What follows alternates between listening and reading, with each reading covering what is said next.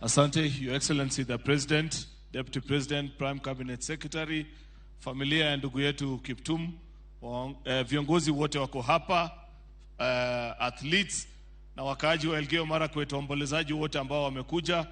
Naomba niwasalimu wote. Bwana Yesu asifiwe.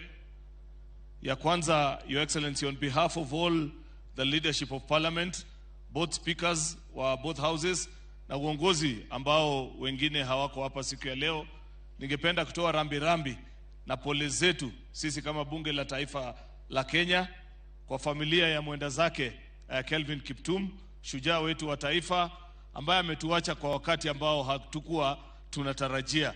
Ya pili, Your Excellency, nitoe tu hakikisho kwamba ndugu zetu wale wa National Assembly wamemalizia ile sheria ya Gaming Control Bill na wameituma kwetu katika Senet. Ningependa tu kutoa hakikisho hapa mbele ya hawa wanariadha wengi ambao wako hapa kwamba kuna lessons tulijifunza kutoka kwa ile maneno ilifanyika kwa sports fund. We want to dedicate a big chunk of the contribution of the fund that will be built out of that bill to development of this industry of sports, Your Excellency. The truth of the matter, ukiangalia hawa vijana wengi ambao walisimama hapa, it tells you that there is an industry that has great potential ambaye as a country we haven't been able to fully tap into. Mimi najua these are things that are passionate to you. We have it in the Kenya Kwanza manifesto, and we shall be able to do all the promises that have been made today so that this industry excels and gives us great pride as a nation. Ya mwisho, Your Excellency, ni kutoa tu hakikisho.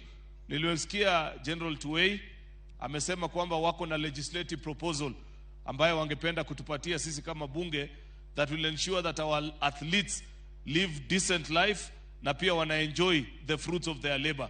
Mimi natoa hakikisho hapa kwa niaba ya bunge kwamba wakati watakuwa tayari tutawasikiza federation, na pia siku hiyo nitahakikisha tumeita hawa wanariadha wenyewe, the athletes who participate, and they can share with us the challenges and how they want us to do that law for them. Ningependa kutoa hiyo hakikisho kwa siku ya leo because I know we have challenges in many of our sports federation, including hata hii athletics ambaye for many years they have not done their elections because of disputes and wrangles that are there. I want to plead and request the leadership of Athletics Kenya and all those people who wako kotini in honor of Kelvin Kiptum and all athletes that suffer because of challenges in our federation.